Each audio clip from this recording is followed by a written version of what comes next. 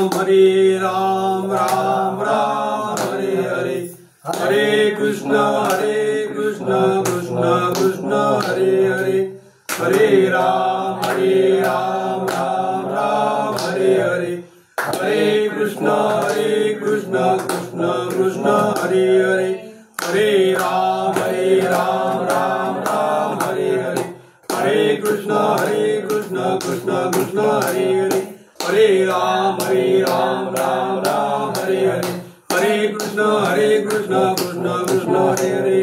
कुंडली कवरदे हरे विठ्ठल श्री ज्ञानदेव तुकाराम पंढरीनाथ भगवान की जय, माऊली ज्ञानेश्वर महाराज की जय, जगद्गुरु तुकाराम महाराज की जय, परम पूज्य सीताराम महाराज की जय, परम पूज्य दळवी महाराज की जय, परम पूज्य पाटील महाराज की जय, पावना देवी माते की जय, गांगो माऊली माते की जय, मंगल मूर्ती मोरया। वक्रतुंड महाकाय सूर्यकोटी समप्रभ निर्विघ्नं कुर्मे देवो सर्व कार्येषु सर्वदा। या कुंदेंदु तुषार हार धवला, या शूर वस्त्रावृता, या वीणावर दंड मंडित करा, या श्वेत पद्मासना, या ब्रह्मादि जितु शंकर प्रभुतवी देवे सदा वंदिता, सामं पातु सरस्वती भगवती निशेष जाड्यापा। सर्व मंगल मांगल्ये शिवे सर्वार्थ साधिके, शरण्ये त्र्यंबके गौरी नारायणी नमोस्तुते।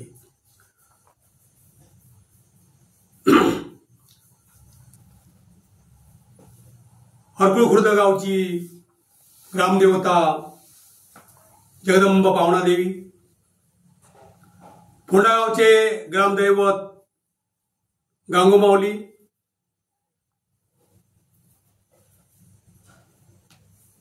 माझे गुरुवर्य हरिभक्ती परायण विनोद महाराज पाटील, माझे आजोबा ज्यांनी परमार्थात पाहून घेतलं आणि आयुष्यभर पांडुरंगाची निश्चिम सेवा केली असे वैकुंठवासी सीताराम रासम महाराज, हरकुळ खुर्द गावाचे ज्येष्ठ साधू आणि वारकरी वैकुंठवासी राजाराम तुकाराम दळवी महाराज, ज्यांनी मला जन्म देऊन या विश्वामध्ये संचार करण्याची आणि दुसऱ्यांना ज्ञानदान करण्याची संधी दिली, ते माझे आई वडील आदरणीय कणकवलीचे भालचंद्र महाराज,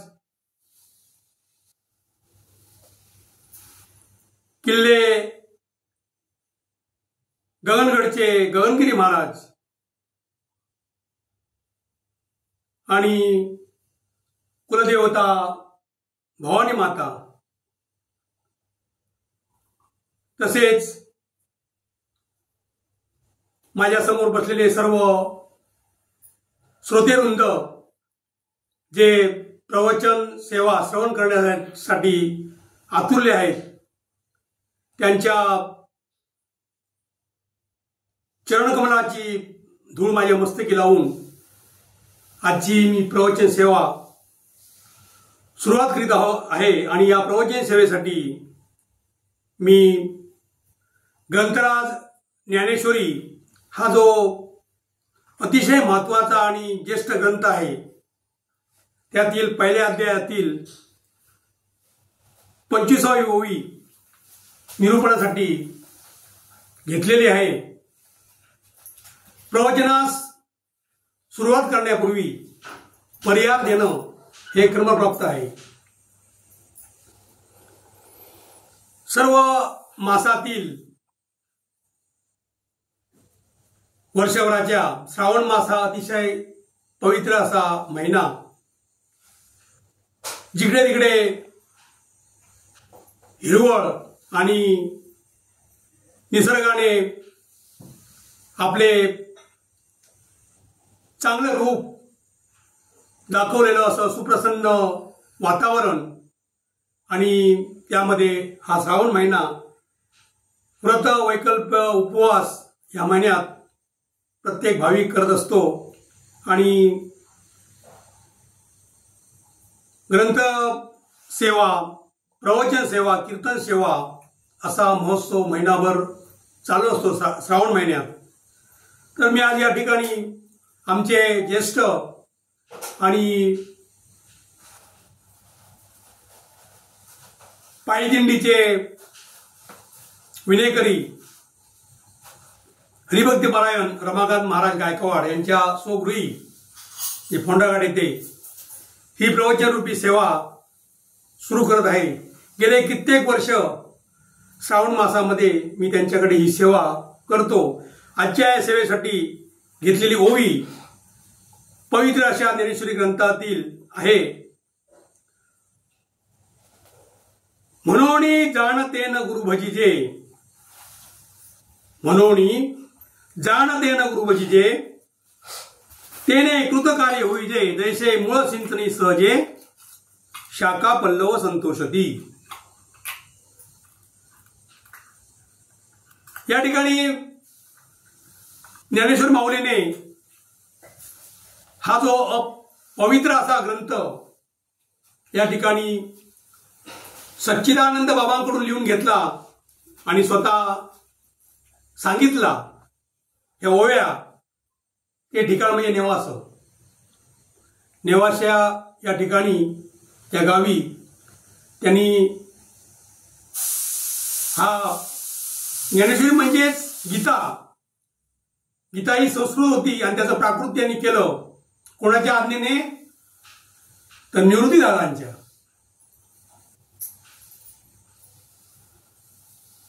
निवृत्तीदादांना त्यांनी काय केलं? गुरु केलं आणि त्यांची गुरु आज्ञा शिरसावंद मानून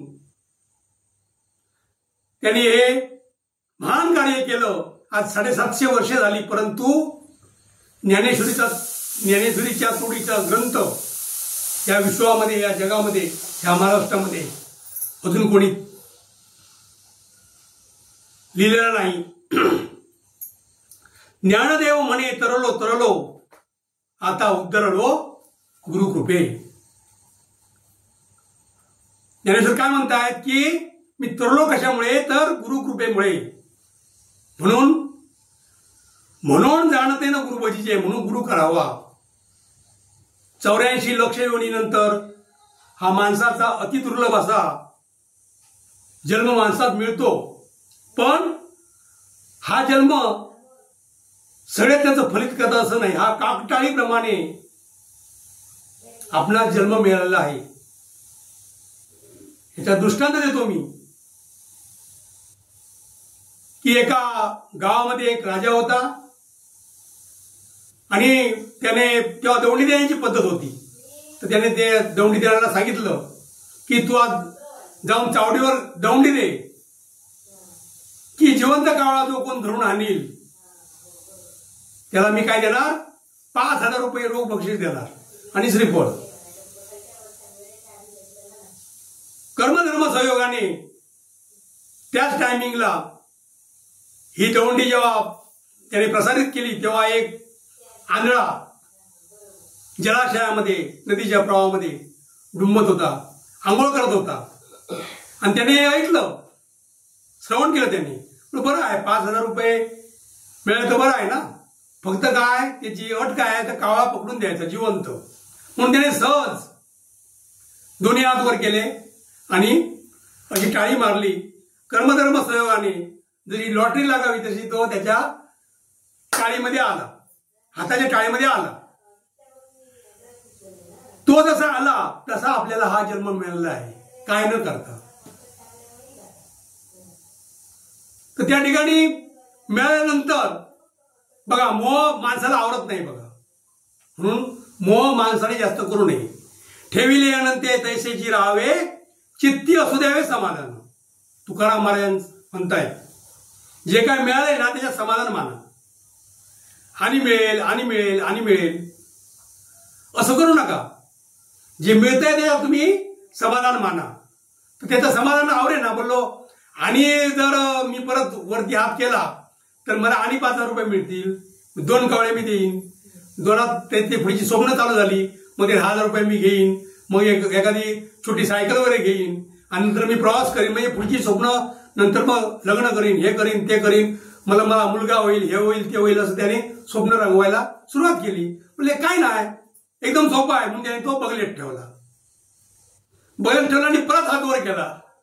त्याबरोबर काय केलं, तेलही गेलं, तुपही गेलं आणि हातात त्याच्या दुपाटणं आलं.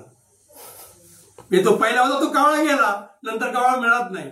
तसा हा आपला नरदेह जो मिळालेला आहे दुर्लभ असा, तो 84 लक्ष योनीनंतर वेगवेगळ्या योनीतून फिरून फिरून फिरून आपल्याला जन्म मिळतो. त्याचं आपण सोनं करायचं असतं. मग त्यासाठी काय, तर देवाचं अधिष्ठान तुमच्याकडे पाहिजे. तुम्ही सकाळी उठल्यानंतर ज्या भूमीवर तुम्ही आसनस्थ आहात तिला आधी नमन करायचं पहिलं, कारण ही भूमी शेषावरती आहे. आणि तिला नमस्कार करायचा आणि सुरुवात करायची. कराग्रे वसती लक्ष्मी, करमध्ये सरस्वती, करमुले तू गोविंदम, प्रभाते करदर्शनम. सुरुवात करायची. काय जण शिव्या शाप देऊन सुरुवात करतात, त्यांचा दिवस अमंगळ जातो. म्हणून ह्या तसे करायचे. अंतरुणातच आधी भूमीला नमस्कार करायचा. आणि कराग्रे वसती लक्ष्मी, कर म्हणजे हात, कराग्रे वसती लक्ष्मी. आपण लक्ष्मी पैसा अडका द्रव्य सोनं नाणं कशाने घेतो, ते हाताने. कराग्रे वसती लक्ष्मी, ह्याच्यात लक्ष्मी आहे. करमध्ये सरस्वती. आता आपण या कुंदेंदू तुषार हारतीची प्रार्थना म्हटली सरस्वतीची. ह्या सरस्वतीला आणि गणपतीला केव्हाच विसरायचं नाही तुमच्या देहात प्राणशेपर्यंत. कारण गणपती बुद्धीची देवता आहे आणि सरस्वती विद्येची देवता आहे. ज्या विद्येमुळे तुम्ही श्रीगणेशा काढला, ह्या विश्वात तुमचा संचार झाला आणि ह्या कलेवरती किंवा ज्ञानावरती तुम्ही अर्थार्जन करताय, पैसे मिळवताय. म्हणून ह्या 2 देवांना केव्हाच विसरायचं नाही. आपल्या आई वडिलांना मुळीच विसरायचं नाही. म्हणून तुम्हाला सांगितलं सक्त सूचना, ह्या महाराजांची सेवा करायची. का, तर ह्यांच्यामुळे तुमची निर्मिती आहे आणि तुमचं पोट कल्याण ह्यांच्यामुळे, ह्यांच्या आशीर्वादात आहे. म्हणून असलेलं काम थांबून यांची सेवा करायची. मातृदेवो भव, पितृदेवो भव, अतिथी देवो भव आणि आचार्य देवो भव, हे 4 देव आहेत. अतिथी तुमच्या, आता मी अतिथी म्हणून आलो आहे, तर त्याची जेवढी सेवा करता येईल तेवढी करायची. का करायची, तर कोणाच्या रूपाने येईल, भालचंद्रवाळाच्या रूपाने येईल, पावनदीच्या रूपाने येईल किंवा गगनगिरी महाराजांच्या रूपाने येईल, सांगता येत नाही. त्यामुळे त्यांची आपण सेवा करायची आणि एक आचारसंहिता उठल्यानंतर घालून द्यायची की माझ्या वैखरीतून परापच्यंती मध्यमा आणि वैखरी, हे आपलं भांडवल आहे जीवन जगण्याचं. तुम्ही कशी शब्दरचना करणार त्यावरती समोरचा माणूस तुमच्या जवळ येणार. जर त्याला तुम्ही रॅश बोलला, घाणेरडं बोलला, तर तो म्हणणार ह्याचं तोंड सुद्धा मी बघणार नाही. म्हणून जिवेवर साखर आणि डोक्यावरती बर्फ ठेवून दैनंदिन जीवन जगायचं. नम्र झाली भूतातेने कोंडिले अनंत. नम्र व्हा आणि नम्र होऊन जगायला शिका. जेथे महापुरे येते तेथे लवाळे वाचती. महापूर येतो, आज कुठे अकोल्यात आला, उद्या कुठे बुलढाण्यात आला, त्यावेळी ही लवाळी म्हणजे लवाळी जी असते हिरवी, ती बघा व्हाव्या तशी उगवते. पण ती जेव्हा जेव्हा पूर येतो तेव्हा ती नम्र होते, अशी पडून घेते खाली आणि नंतर पूर गेल्यानंतर ती उभी राहते. परंतु साग तो म्हणतो माझं 1000 वर्ष वय आहे, मी नाही तुला घाबरणार, तो वाहून जातो अहंपणा केल्यामुळे. नम्र व्हा. सागाचं 1000 वर्ष आयुष्य आहे, कावळ्याचं सुद्धा 1000 वर्ष आयुष्य आहे. तर तुम्ही आधी पहिला गुरु करा, अनुग्रह घ्या. मी आता 2009 पासून ह्या प्रवचन सेवेत आहे. अनुग्रह कोणी दिला, तर विनोद महाराज पाटील यांनी मुंबई, यांच्याकडून अनुग्रह घेतला. तुम्ही सुद्धा गुरुच्या सानिध्यात जाऊन गुरु करा. मागील जर आपण महाभारत रामायणचं चाललं, बघितलं, वाचन केलं, मनन चिंतन केलं, तर त्या ठिकाणी सुद्धा सांदीपनी ऋषी यांच्याकडून कोणी अनुभव घेतला तर सुदामे आणि श्रीकृष्ण यांनी अनुभव घेतलाय. हे हिंदवी स्वराज्य व्हावं ही जिजाऊंची इच्छा मानणारे छत्रपती शिवाजी महाराज त्यांनी सुद्धा गुरु केले. कोण? युद्धासाठी कोण केले? दादोजी कोंडदेव आणि परमार्थासाठी तुकाराम आणि समर्थ रामदास गुरु केले आहेत त्यांनी. ह्या ठिकाणी आपल्याला काय घ्यायचं आहे ह्या प्रवचन रूपी सेवेमधून ते प्रत्येकाने ठरवलं पाहिजे आणि ते आचरणात आणलं पाहिजे. नाहीतर नळी भुंकरे सोनारे इकडून तिकडे गेले वरे. आज ऐकलेलं प्रवचन उद्या काय नाही. फक्त चेष्टा करायची, त्या प्रवचन करायला काय जमलाच नाही. तुम्ही आधी एकाग्र व्हा. तुमची जी सगळी इंद्रिय आहेत ना ती तुम्ही एकाग्र करा. कोणासारखी तर कासवासारखी. कासव बघा, प्रत्येक मंदिरामध्ये देवाच्या समोर कासव असतो. तो सगळे आपले अवयव नियंत्रित ठेवून त्या परमेश्वराकडे बघत असतो बघा. आणि आपली पिल्ल जी जन्मास घालतो त्याला आपल्या दृष्टीने जगवतो. तसे तुम्ही एकाग्र व्हा. मंदिराचे दरवाजे छोटे काय तर तुम्ही नम्र व्हावून जाऊ म्हणून. रावणासारखे जायचं नाही. रावणाने 3 प्रतिज्ञा केल्या बघा. दशगंती ब्राह्मण होता, पण एका अहंकारामुळे लंका सुद्धा गेली आणि सगळंच गेलं बघा. 3 प्रतिज्ञा पुढच्या केल्या. स्वर्गात शिडी लावीन आणि सोन्यात सुगंध आणि खाऱ्या पाण्याचा समुद्र गोड्या पाण्याचा करीन. एकही त्याच्या प्रतिज्ञा पूर्ण झालेली नाही. म्हणून तुम्ही नम्र व्हा. नम्र झाल्यानंतर तुम्हाला सगळं मिळतं. जे तुमच्या पिताश्रीमध्ये जे गुण आहेत त्याचं अनुकरण करा बघा. त्यांच्याकडे काय नव्हतं, त्यांनी नम्रतेने हे सगळं जग जिंकलं. माणसं जोडली. ह्या आपल्या गळ्याची वारकऱ्यांची माळ असते बघा 108 मण्याची, त्याप्रमाणे एक एक एक एक एक एक माणूस त्यांनी जोडत गेले. त्याचं काय आहे? काय नाही. पूर्वाश्रमीचं बघलं तर 18 विश्व दारिद्र्य होते यांचं. आम्ही डोळ्याने बघितलेलं. काय नाही. त्यापेक्षा तुम्ही आता कितीतरी चांगले आहात. म्हणून गुरु करा. गुरु आता रामाने सुद्धा गुरु केला. आता रामाचा आपण उदो करतो. एक क्षत्रिय, एक बाणी आणि एक वचनी असा राम. त्यांनी सुद्धा वशिष्ठ मुनी गुरु केले.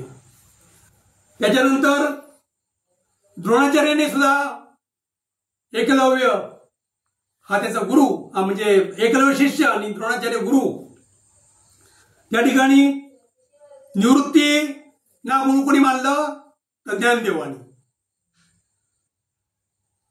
मग या ठिकाणी आपल्याला असं सांगता येईल की ह्या पवित्र ज्ञानेश्वरीमध्ये, ह्या ज्ञानेश्वरी ग्रंथामध्ये, ज्ञानेश्वरी म्हणजे गीता, गीता म्हणजे भावार्थ दीपिका, ह्यामध्ये 700 श्लोक आहेत, 9035 ओव्या आहेत आणि अध्याय 18 आहे. ह्याची पारायणं जिल्ह्यात तालुक्यात गावागावात होतात. कशासाठी? तर समाज सुधारण्यासाठी. तुमच्या घराघरामध्ये नामस्मरण व्हावं. आणि नामस्मरणामुळे बरेच लोक तरलेले आहेत बघा. वाल्याकोळी सुद्धा तरला. असे कित्येक मानव हे नामस्मरणामुळे तरलेले आहेत बघा. म्हणून या ग्रंथाला, प्रवचनाला, कीर्तनाला, हरिपाठाला तेवढंच महत्व आहे बघा. आपल्याला यश आलं की आपण हुरळून जातो, पण एखादं अपयश आलं की देवाकडे बोट दाखवतो. का? तर तुझ्यामुळे माझं असं झालं. परंतु देवाकडे एक बोट दाखवतो आणि 4 बोटं आपल्याकडे असतात. म्हणजे आपण सुद्धा तेवढे अपराधी आहोत. म्हणून देवाकडे सदोदित जायचं, गरजेपुरतं नाही, सातत्याने देवाच्या नामस्मरणात राहायचं. तुम्हाला जेवढा मोकळा वेळ मिळेल तेव्हा देवाचं नामस्मरण करायचं. दुसऱ्याची निंदा नालस्ती करायची नाही अजिबात. ज्याच्या जन्मात जे आहे, ज्याच्या प्रलब्धात जे आहे, जो जेवढे वर्ष जगणार तेवढे वर्ष जगणार तो, त्यात काय बदल नाही. परंतु ह्या ओळीतून गुरुला भरलं पाहिजे आपण. म्हणून कारण त्यानं गुरुबजी जे त्याने कृतकार्य होईचे, त्यामुळे तुमचं कार्य सफल होईल. पहिले आपले गुरु कोण? जन्मताच तर आई आणि वडील हे आपल्याला मार्ग दाखवतात, शाळेचा रस्ता दाखवतात, शाळेत आपलं नाव नोंदतात. तिसरे गुरु कोण? तर आपले गुरुजी. अजूनही आम्ही आमच्या जर गुरु भेटले त्यांना आदराने काय करतो, नमस्कार करतो, कारण त्यांनी आपल्याला विद्या दिल्यामुळे आपण ह्या पदापर्यंत पोहोचलो. आणि चौथे गुरु म्हणजे हे अध्यात्मातले गुरु, ज्यामुळे आपल्या जीवनाला आकार येतो. आणि ही जी भक्ती आहे नवविधा भक्ती जी आहे त्यापैकी श्रवण ही सुद्धा एक भक्ती आहे बघा. काळ वेळ नाम उच्चारिता नाही, दोन्ही पक्ष पायी उतरती. ह्या प्रवचन सेवेमुळे जेवढं तुम्हाला पुण्य मिळणार तेवढंच मलाही मिळणार असं माऊली म्हणतायत. काळ वेळ नाम उच्चारिता नाही, दोन्ही पक्ष पायी उद्धरती. आणि ह्याला कुठे जायची गरज नाही. माऊलीने म्हटलं आहे, ठाईच बैसोनी करा एक चित्त, आवडी अनंत आळवावा. वनात जाण्याची गरज नाही, कुठे तीर्थक्षेत्रावर जाण्याची गरज नाही. एका जागी बसून जरी तुम्ही केलात तरी ते मोठं आहे, पण ते मनापासून पाहिजे. जसं हा एकलव्य एकाग्रपणा, ज्यावेळी हा किरीटाचा पोरगा म्हणजे एकदम खालच्या जातीतला हा जेव्हा विद्याभ्यास करायचा धनुर्विद्येचा, तेव्हा याला त्याच्या वडिलांनी क्लासमध्ये घातलं, कुठचे द्रोणाचार्यांच्या आश्रमामध्ये. त्या ठिकाणी बरेच विद्यार्थी होते, ऋषीमुनींचे होते, मोठमोठ्या राजांचे होते, त्यात हा पार्थ सुद्धा होता अर्जुन. मग हा विद्यार्थी प्रत्येक वेळी पुढे असायचा एकलव्य. पण द्रोणाचार्याने बघितलं, याचं निरीक्षण केलं आणि ते म्हणले हा खरोखरच धनुर्विद्येत पारंगत होऊन पार्थापेक्षा पुढे जाणार. तू उद्यापासून तू क्लासला यायचं नाही, मी तुला अध्यापन करू शकत नाही.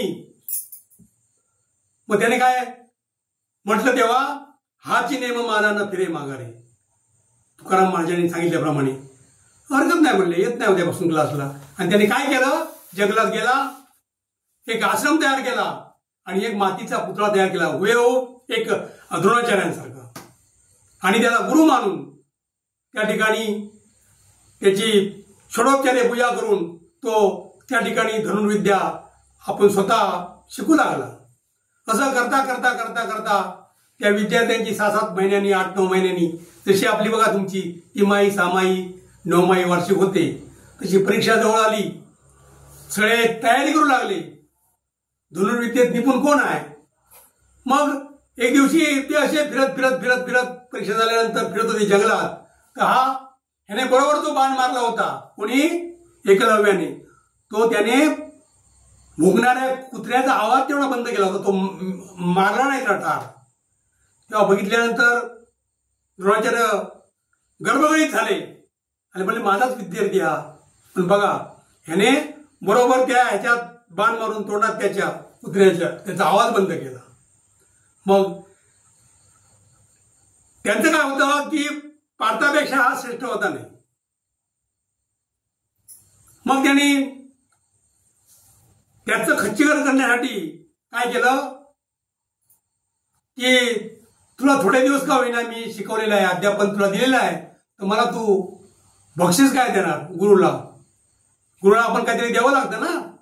आता आम्ही गुरुपौर्णिमेला बघा पाद्यपूजा करतो आमच्या गुरूंची, हे महाराज सुद्धा करतात. तर काहीतरी आम्ही वस्तू रूपात म्हणा, पैसे रूपात म्हणा असं देतो. का तर गुरुची आपण केव्हाच उतराई होऊ शकत नाही, पण एक औपचारिकता म्हणून द्यायचं असतं. म्हणले तुम्ही काय मागाल ते दे. बघा किती उदार तो, एवढा पोरगा असून एवढा गरीबाचा असून अतिशय प्रामाणिक हुशार. म्हणलो महाराज तुम्ही काय मागाल ते द्या, कारण तुम्ही माझे गुरु आहात. थोडे दिवस का होईना तुम्ही मला धनुर्विद्या शिकवलेली आहे, तर बोले तुझा अंगठा दे. ताबडतोब त्याने अंगठा दिला. एवढी उदारता पाहिजे गुरुबद्दल आपल्याला आस्था पाहिजे. आणि त्यामुळे या ठिकाणी हे जे महाराष्ट्र जे तरलं, महाराष्ट्रात तुम्ही आम्ही जे आता दिसत आहोत, तुमचे पूर्वज दिसत आहेत, याचं एकमेव कारण म्हणजे छत्रपती शिवाजी महाराज, गो ब्राह्मण प्रतिपालक, श्रीस माते समान मानणारे असे छत्रपती. त्यांनी सुद्धा अनुग्रह कोणता घेतला, तुकाराम आणि समर्थ रामदासांचा. ज्या ज्यावेळी त्यांना वेळ असायचा त्याच्यावेळी ते त्या ठिकाणी त्या गुरुंकडे जायचे. कशासाठी? तर ज्ञान घेण्यासाठी आणि येणारी अरिष्ट जे आहेत महाराष्ट्रावरची ती घालवण्यासाठी. एक दृष्टांत देतो मी या ठिकाणी. छत्रपती शिवाजी महाराज आणि तुकाराम महाराज एकदा मोहिमेवरती गेले असताना आपल्या मावळ्यांसहित त्याला एका गावामध्ये कीर्तन चालू असल्याचं समजलं. मग त्यांनी शिपायातर्फे तिथे चौकशी केली. त्या ठिकाणी विठ्ठल मंदिर होतं आणि त्या ठिकाणी तुकाराम महाराजांचं कीर्तन चालू होतं आणि हे यांना श्रवण करण्याची मोठी आवड होती. तर गेले, कीर्तनाला बसले आणि कीर्तन रंगात जसं आलं तसं तसं ह्याला पकडण्याची एका यवनाने काय केली होती, सुपारी उचलली होती. मुसलमानांच्या त्या दरबारात एका मुसलमानाने सुपारी उचलली होती की मी शिवा है ना उसको मैं तुरंत ले सकता है, असं म्हणजे जिवंत पकडून आणू शकतो अशी सुपारी उचलली. तबक असायचं तेव्हा, सुपारी आणि विळा असायचा. आणि ते आक्रमण करायला आले. बघितलं तर शिवाजी हे कुठे बसले आहेत, त्या सभामंडपाच्या मंडपाच्या समोर बसले आहेत. तुकाराम महाराजांचं कीर्तन चालू आहे काय, आणि जोरजोरात नामघोष विठ्ठलाचा चालू आहे. असं म्हटल्यानंतर ते आत शिरल्यानंतर हे तुकाराम महाराजांना समजलं आणि म्हणले माझ्या राजावर संकट आहे. म्हणून त्यांनी साकडं घातलं. कोणाला घातलं?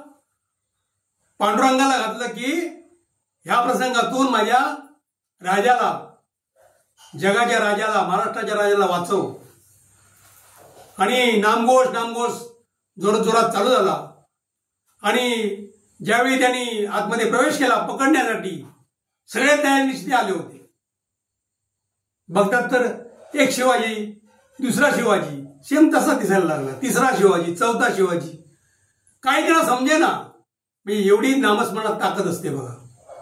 आणि असं करता करता 4, 5, 10, 15, 20, 25, 30 कोणाला पकडणार? सेम तसाच चेहरा. ते कंटाळले. शिवा असे करायचे.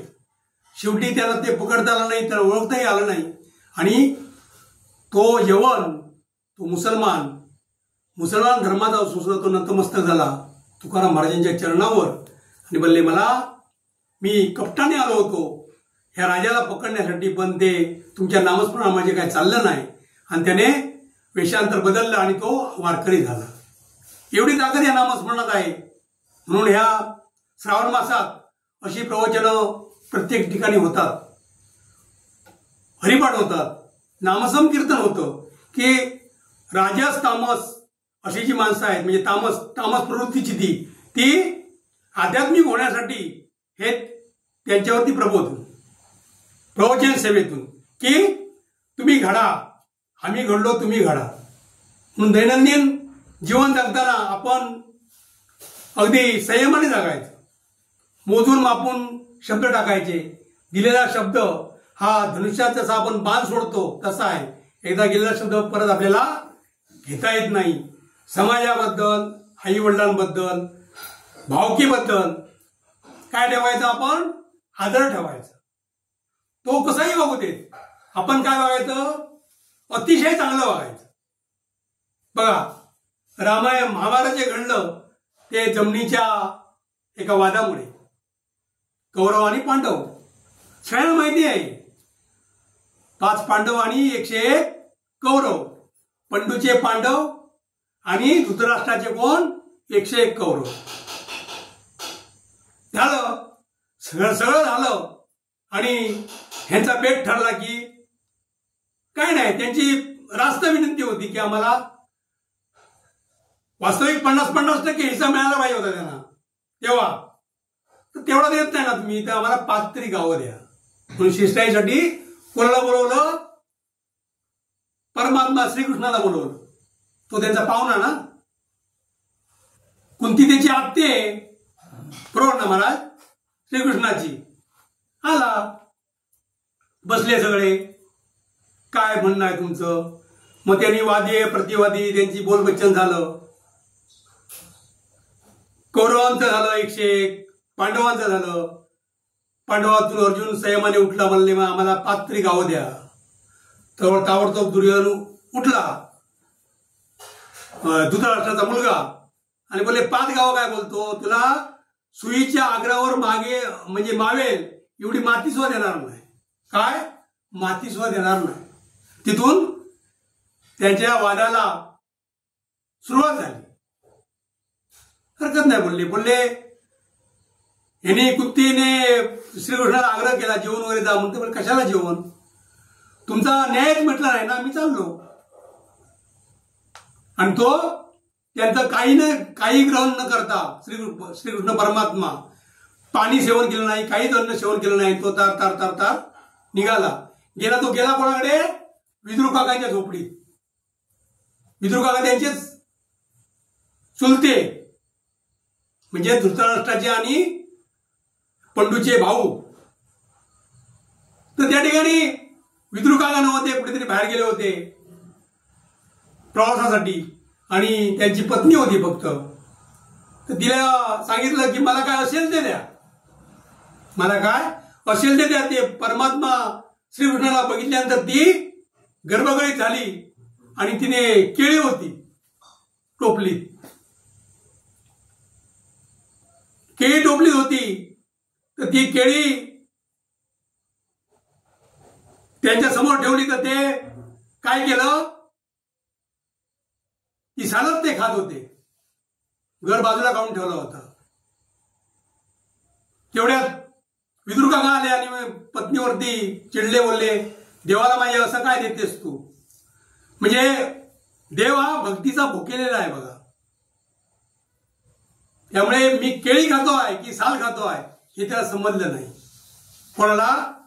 विदुर काका ह्याला, श्रीकृष्णाला. आणि झालं, गेले. यांचं काय हा विषय मिटे ना. असं करता करता करता करता त्याने प्रतिज्ञा केली की निष्पांडवी पृथ्वी करीन. कोणी सांगितलं? दुर्योधनाने. होय ना महाराज?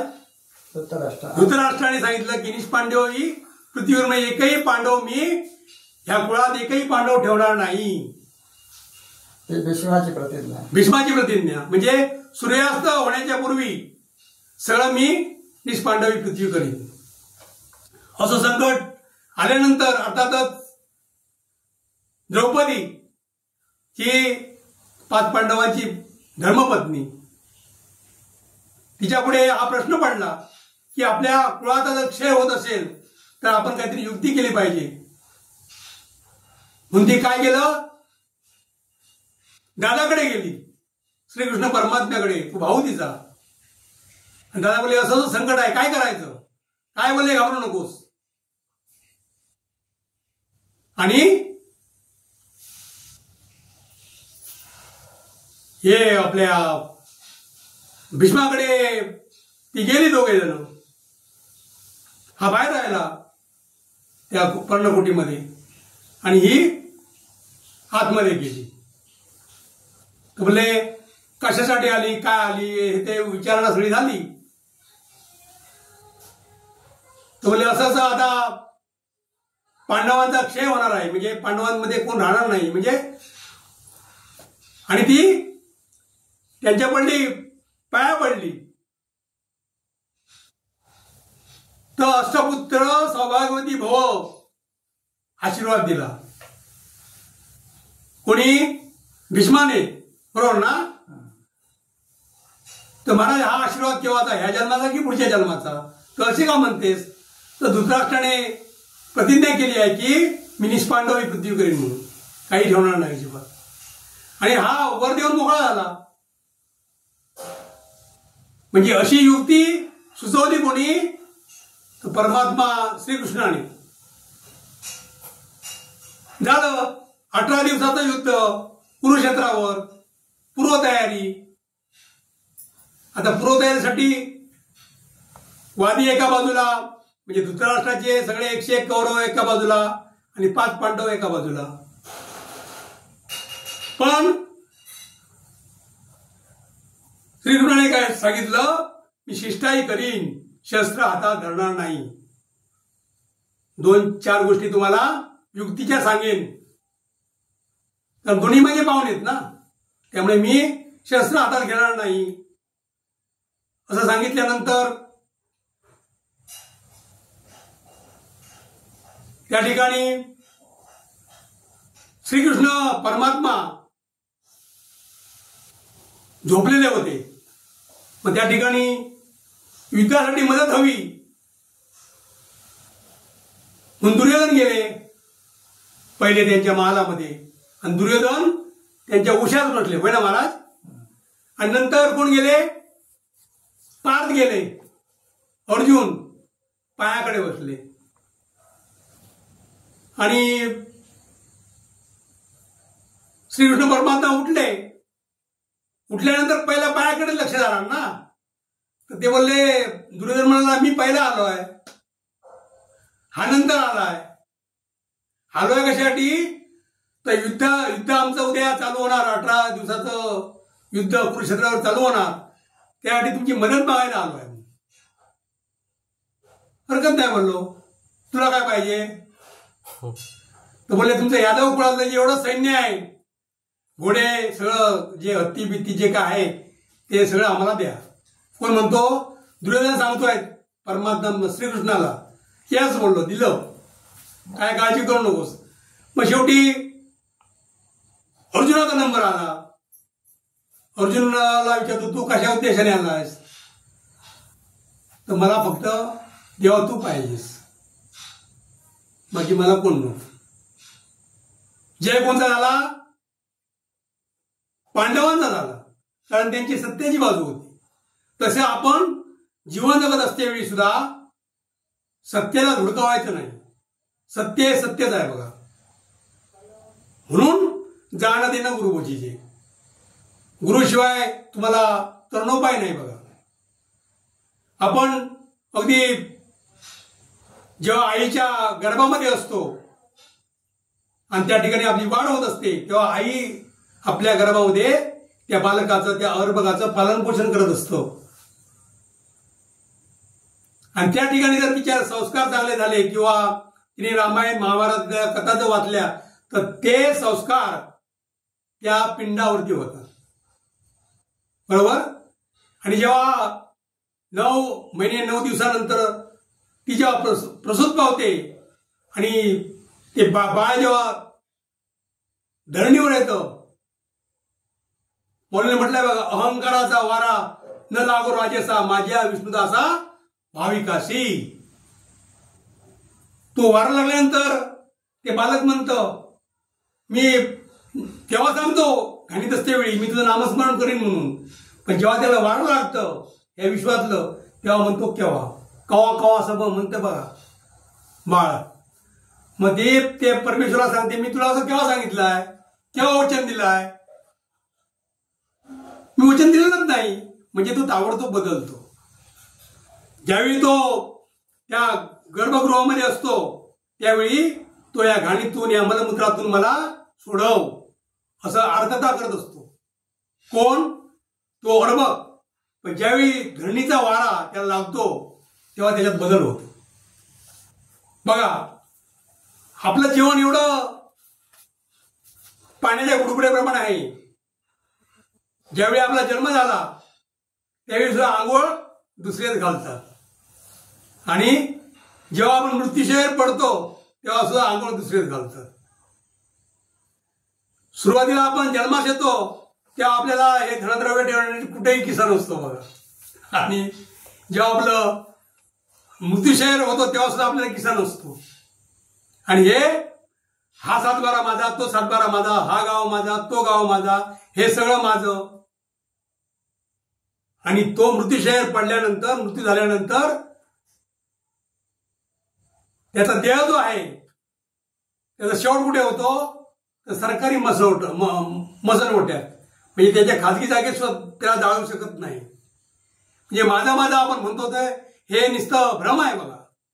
म्हणून जे काय तुम्हाला देवाने शरीर दिलं आहे, त्याचा तुम्ही चांगल्या कामासाठी उपयोग करा. व्यसन, गुटखा म्हणा, दारू म्हणा, या व्यसनाच्या आहारी जाऊ नका. हेच प्रवचन रूपी सेवेतून आपण काय करतो, तुम्हाला प्रबोधन करतो की ज्यातून तुम्ही तराल. ज्ञानदेव म्हणे तरलो तरलो, आता उतरलो गुरुकृपे बघा. ह्या भावंडांनी केवढा इतिहास करून ठेवला या समाजापुढे. आज आळंदी, देवाची आळंदी ही जगाच्या नकाशावरती आली. कशामुळे? काय त्यांच्याकडे संपत्ती होती, सुनानं होतं, एक नामस्मरण. विठ्ठलपंत त्यांची आई आणि वडील आणि रुक्मिणी त्यांची माता. त्या ठिकाणी ही 4 बालकं जी झाली ती कशी झाली, तर त्यांनी पहिलं काय संन्यास आश्रम घेतला आणि संन्यास आश्रमातून नंतर ते गृहस्थाश्रमात आले, म्हणून संन्यासाची मुलं. बाकी त्याने काय मोठा अपराध केला नव्हता, पण त्यावेळीच्या कर्मठ ब्राह्मणाने त्याला काय टाकलं, वाईट टाकलं. का? तर गृहस्थाश्रमातून संन्याश्रम घेतला आणि संन्याश्रमातून परत गृहस्थाश्रमात आले. असं करता हे धर्माच्या विरुद्ध आहे, हे त्यांनी सांगून दिलं त्या तेव्हाच्या तत्व त्या ब्राह्मणांनी. आणि त्याला प्रत्येक बाबतीत ते झिडकारायला लागलं तेव्हाचा समाज. आज बघा 7.5 वर्ष झाली. काल जो माणूस गतप्राण होत त्याचा आज पण आठवण काढत नाही, पण 7.5 वर्ष झाली. 7.5 वर्षे याचं ज्ञानेश्वरीचं वाचन होतं, याची पारणं होतात. एवढं याला महत्व आहे बघा. त्यांनी काय केलं, ते समाजासाठी जगले, स्वतःच्या कुटुंबासाठी जगले नाही. ते सगळे काय होते, ब्रह्मचर्यच होते. पण त्यांनी हे पसायदान जे मागितलं ना, त्या पसायदानातून त्यांनी तुमच्या आमच्यासाठी परत काय मागितलं आहे बघा. आज ती संजीवनी समाधी आहे, अजूनही लोक तिथे नतमस्तक होतात. तो सोन्याचा पिंपळ आहे, अजूनही तो उभा आहे बघा. त्या सोन्याच्या पिंपळाला, सुवर्णाच्या पिंपळाला ह्या माऊलीने प्रदक्षिणा घातल्या होत्या.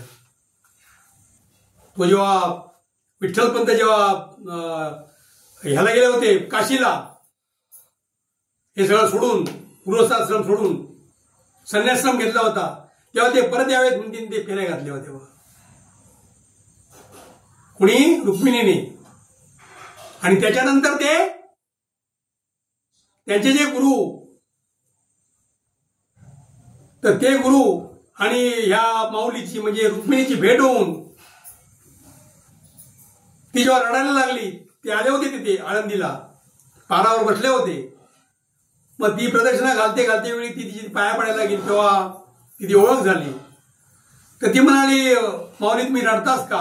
म्हणजे कशाला रडता, काय एवढं तुमच्यावर अरिष्ट आहे? म्हणजे काय नाही, माझा नवरा बेपत्ता आहे, म्हणजे नाही, घरातच नाही, संसारात मन रमेना, म्हणून ते काशीला गेले आहेत. मग त्याची चौकशी झाली, कोण काय हे ते. चैतन्याश्रम त्यांचं नाव ठेवलं होतं मग तिकडे त्या आश्रमामध्ये. तर बोलले खून काय? तर बोलले तुळशीच्या पानाची खून आहे त्यांच्या शरीरावरती. आणि त्यात सगळं त्यांचा ट्रेस लागला. आणि ती जेव्हा पाया पडायला गेली तेव्हा सौभाग्यवती भव, पुत्रवती भव असा आशीर्वाद देऊन मोकळे झाले. कोणाचे गुरु? विठ्ठलपंतांचे. ते माऊलीने सुद्धा विचारलं, विठ्ठलपंतांच्या म्हणजे रुक्मिणीने विचारलं की हा महाराज आशीर्वाद जो तुम्ही देताय तो ह्या जन्माचा की पुढच्या जन्माचा? तर बोलले ह्या जन्माचा. असं का? तर माझे पती संसाराचा त्याग करून कुठे गेले आहेत? काशीला गेले आहेत. मग ते काशीला गेले, त्याला परत तिकडून सांगितलं की तू आता इथे राहायचं नाही म्हणून. चैतन्य, त्याचं नाव बदललं होतं चैतन्य, ह्या यांचं विठ्ठलपंतांचं. चैतन्य तू राहायचं नाही, तुझ्या अंगावर खून कुठची आहे? मग ती खून त्यांना पटली आणि तेव्हा त्यांना परत इकडे पाठवलं आळंदीला. आणि नंतरही मुलं झाली. मग हा दोषारोप पत्र त्यांच्या महापंडितांनी त्यांच्यावर ठेवून त्यांना काय सांगितलं की तुम्हाला देहांत करावं लागेल, देहांत प्रायश्चित शेवटचा. ह्यांच्या जर मुंजी वगैरे व्हायचे असतील तर तुम्हाला काय करावं लागेल? देहांत प्रायश्चित तुम्हाला घ्यावं लागेल. त्याच्याही ते सामोरे गेले आणि त्या इंद्रायणीच्या डोहात त्यांनी पहाटेच्या वेळेस आपला देह दोघांनी समर्पित केला जलाशयात, तरी सुद्धा यांना शुद्धीपत्र मिळालेलं नाही. म्हणून त्यांनी काय केलं, ह्या चारही भावंडांनी पैठणला गेले. त्यांना सांगितलं पंडितांनी, तुम्ही पैठणला जा आणि त्या ठिकाणी तुम्हाला शुद्धीपत्र मिळेल की जेणेकरून तुमच्या मुंजी होती. तेही त्यांनी केलं आणि करता करता करता नंतर मग त्या ठिकाणी त्यांनी आपलं विद्वत्तेचा ठसा तिथे उमटवला.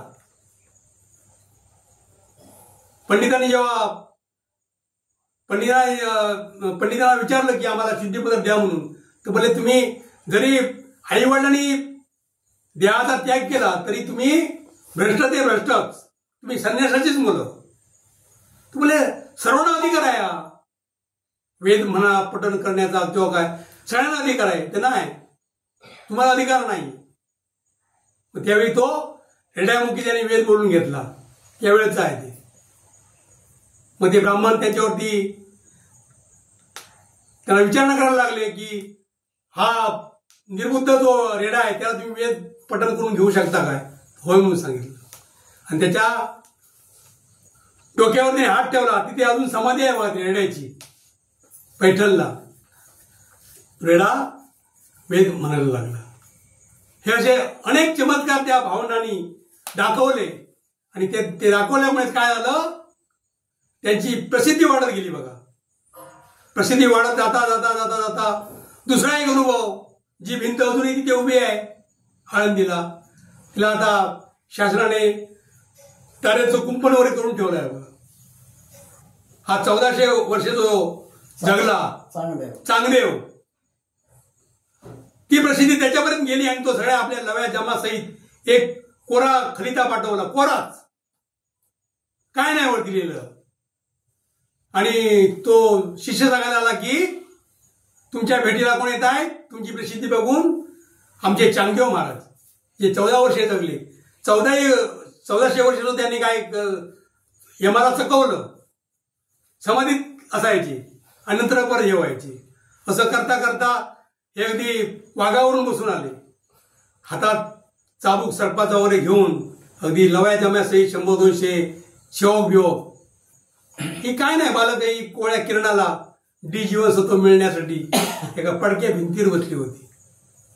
आणि मुग्धा म्हणते की दादा येत आहेत, येऊ देत ना, आपल्याकडे काय आहे, आपण कपल आहोत, गरीब आहोत, आमच्याकडे काय नाही. आणि त्याने भिंतीला हात नाही केली. ती भिंत अजून आहे बघा. मुद्दाम तुम्ही आळंदीला गेला तर हे बघा. आणि तेव्हा मुक्तीने सांगितलं की चांगदेवा तू कोराच राहिलास.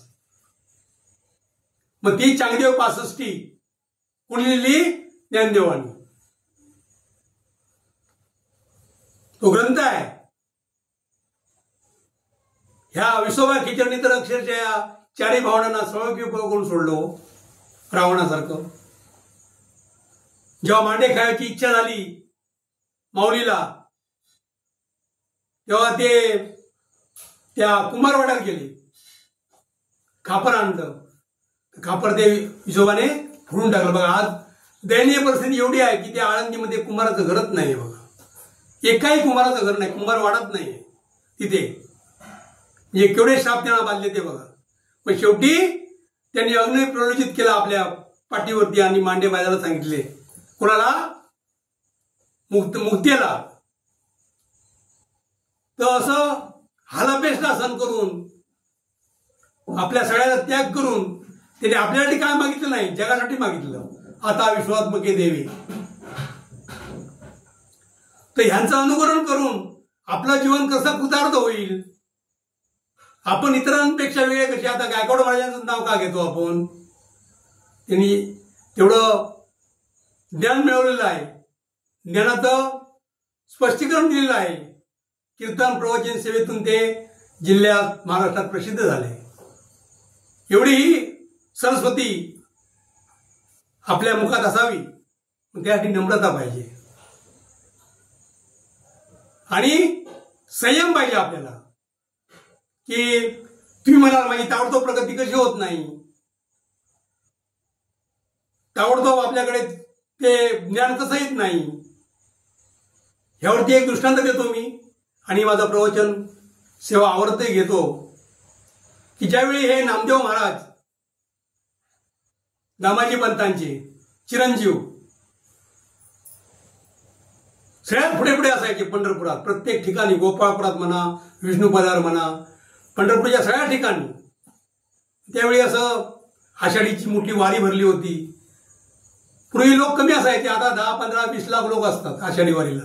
आषाढी मोठी वारी पंढरपुरातली. तो एका वारकऱ्याने त्याला विचारलं की बुवा तुझ्याकडे एवढं काय आहे. आपण म्हणतो ना गायकवाड महाराज दिंडीचं नेतृत्व का करतात, तर वाडवडिलांची पुण्याई ती त्यांच्या फळासाठी. तेव्हा नामदेव म्हणाले काय नाही, जन्मोजन्मी आम्ही बहुपुण्य केले, तेव्हा या विठ्ठले कृपा केली. हे माझं काही नाही बाबा, माझ्या वाडवडिलांची पुण्य आहे. तसेच गायकवाड महाराज त्या पदापर्यंत पोचले ते त्यांच्या वाडवडिलांची पुण्य आहे. त्यांनी कुठेतरी त्यांच्या आईने म्हणा, वडिलांनी म्हणा, आजोबांनी म्हणा अन्नदान, वस्त्रदान, द्रव्यदान असं केलं आहे. ते पुण्य असते असते असते. जर बँकेत आपण पैसे टाकल्यानंतर ते व्याज वाढत जातं, तसं हे व्याज वाढत जाऊन जाऊन हा एक मनुष्य तयार झाला. नामदेवाने सांगितलं की माझं काही नाही, जन्मोजन्मी मी बहुपुण्य केले, तेव्हा या विठ्ठलाने कृपा केली. माझं काही नाही. आणि एवढी त्याची ताकद होती, एवढी त्याची देवावरती निष्ठा होती. ज्यावेळी दामाजी पंत कपड्याचा व्यवसाय ते मदल तेव्हा रिक्षा, ॲटोमीटरचं काय नव्हतं, टांगा नव्हतं, काहीच नव्हतं, पायी प्रवास. मुलग्याने सांगितलं की बाबा रे काय कर की दैनंदिनची पूजा आहे, नैवेद्य वगैरे ते सगळं तू रोजच्या रोज कर. म्हणजे तुमच्या आता वडील केल्यानंतर तुम्हाला सांगून जातात की पूजा करा, नैवेद्य दाखवा, हरकत नाही म्हणला. हा लहान 10-12 वर्षाचा. आणि नामदेव महाराज काय करायचे,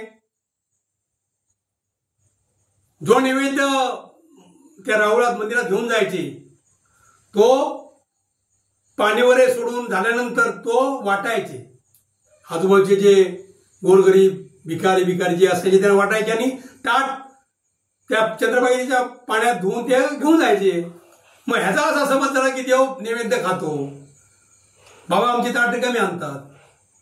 मग हेने आईने अगदी स्वादिष्ट जेवण प्रसाद करून दिला. हा गेला, ठेवला, पाणी सोडलं आणि बोललो देवा खा. बाबांच्या हातचा खाया, बाबा नाही म्हणून तू खात नाही ना, मग तू अगदीच काय नाही केलं तर मी कपाळ मोक्ष करणार. इथपर्यंत तो आला. देवाला जेवायला लागला. म्हणजे स्त्री हट्ट, बालहट्ट आणि राजहट्ट आहे बघा. ह्या हट्टा पर्याय नाही. त्या बालहट्टामुळे नामदेव हाती दूध प्याला, फिरविले ते वेळ जगा माझी घेतो. नैवेद्य सुद्धा खाला, मग दूध सुद्धा प्याला. आईला खरं वाटलं नाही म्हणून आई परत ग्लास घेऊन गेला, आईला बाजूला ठेवली दडून, तू बघ. आणि नैवेद्य परत दूध प्यायला लागला. मग ह्या ठिकाणी आपल्याला बरेच पुरावे, बरेच उदाहरणं या ठिकाणी देता येईल, बरंच सांगता येईल. आता या ठिकाणी मनोनी जाण देणं गुरुजी देणे कृतकार्य होई जे जैसे मूळ सिंचनी सहजे शाखा पल्लव संतोषती. झालेली सेवा माझे गुरुवर्य आदरणीय पाटील महाराज यांच्या कृपेने मी केली. यातलं जे काय प्रवचनरूपी सेवा दिली त्यातलं जे काय चुका असतील त्या माझ्या मला परत करा. आणि जे काय चांगलं असेल ते तुमच्या प्रोरित जीवनामध्ये त्याचा वापर करा. मज पामरा हे काय थोरपण पायीची वाहन पायीवरी. कुंडली कवरदे हरिविठ्ठल श्री ज्ञानदेव तुकाराम पंढरीनाथ भगवान की जय. माऊली ज्ञानेश्वर महाराज की जय. जगद्गुरु तुकाराम महाराज की जय.